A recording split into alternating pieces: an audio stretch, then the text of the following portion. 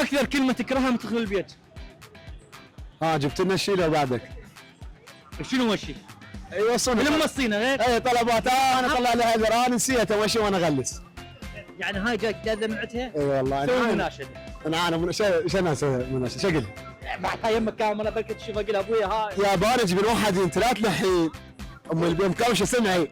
اي ناطر البيت انا جايبها جبتي. راح مدينك انتهى الموضوع. اي والله عديتني. يلا هاي بعد كلمه. شكرا جزيلا. اكثر كلمه تكرهها من تدخل البيت. الله.